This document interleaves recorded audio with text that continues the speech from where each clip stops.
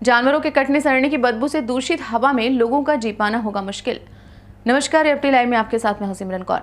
घिरी बदरिया पाप की बरस रहे अंगार, संत न होते जगत में तो जल मरता संसार। जब पाप और अत्याचार कम रहता है तो समय के संत एक जगह बैठकर संभाल करते रहते हैं। जब ज्यादा बढ़ता है तो संत घूम घूम कर बताते समझाते हैं। इस समय धरती पर मौजूद प्रकट संत उज्जैन वाले बाबा उमाकांत जी महाराज ने 31 अक्टूबर 2021 को उज्जैन आश्रम में दिए व यूट्यूब चैनल जय गुरुदेव यूकेएम पर प्रसारित सत्संग में देश दुनिया को चेतावनी देते हुए बताया कि धरती पर बहुत खून बह रहा है, बहुत जानवर काटे जा रहे हैं। इनके सड़ने गलने की बदबू से वातावरण प्रदूषित हो रहा है।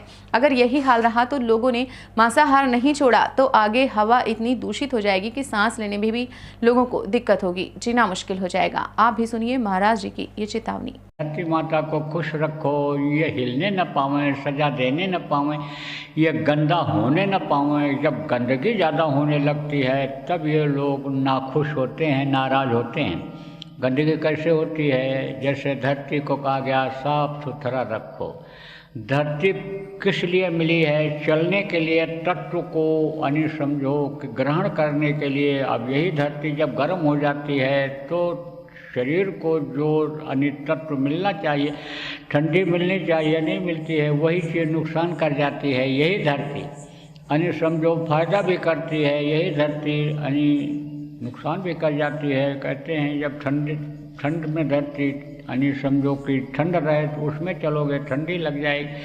तो यही जो धरती है यानी समझो कि जब ये गंदा हो जाती है या इस पर असर आ जाता है कोई चीज़ का तो समझो कि ये यानी सजा दे देती हैं। अब आप देखो कितने खून बह रहे हैं इस धरती पर, कितने जानवर काटे जा रहे हैं, कितना आप ये समझो कि धरती को खोद खाद और ये वो सब तोड़ ताड़ हो रहा है धरती का। तो आप ये समझो कि इसीलिए समझो कि धरती का जो एक छोटा सा टुकड़ा है यानी पहाड़ जिसको कहते हैं, वो पहाड़ देखो गिर रहे हैं, धंस रहे हैं, लोगों का यानी लोग दब रहे हैं, घर मकान दब रहा है, नुकसान हो रहा है, भूकंप आ रहा है। ये सजा है। कहते हैं आब हवा अच्छी है, यहाँ रहेंगे स्वास्थ्य सही हो जाएगा।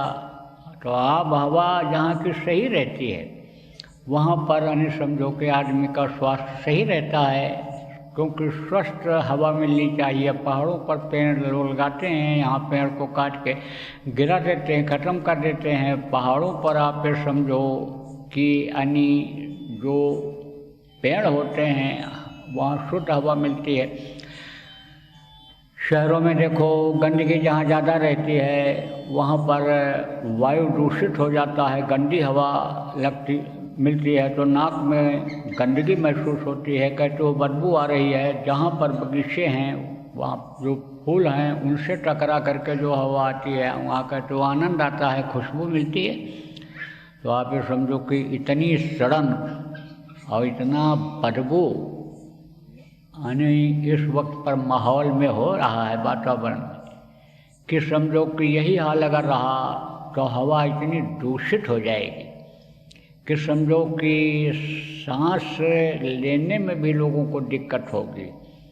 और इन सब का कारण क्या है? यही जो मुर्गा भैंसा बकरा काट रहे हैं खाने के लिए, लोग फेंक दे रहे हैं, हड्डी और चमड़ा और ये सब हर चीज़ प्रयोग में नहीं आती है, सड़ रहा है, हवा दूषित हो रही है। आप चले जाओ देखो जानवरों का हड्डियों का जहाँ कारखाना है, जहाँ जानवरों को ले जाते हैं हड्डियों को डाल देते हैं, उसके सामने जब हवा चलती कितनी बदबू आती है, उसकी बदबू आती है। तो ये हवा दूषित कुछ समय के बाद अगर बात को ये लोग नहीं माने तो दूषित हो जाएगी हवा। और वही जो जान बचाती है, हवा ना मिले तो आदमी की जान चली जाए, प्राण निकल जाएं, वही हवा जब दूषित हवा जाएगी, गंदी हवा शरीर के अंदर जाएगी तो जी पाना मुश्किल हो जाएगा।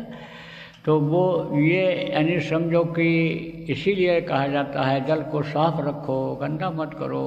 आप ये समझो इसीलिए ये बात समझाई जाती है।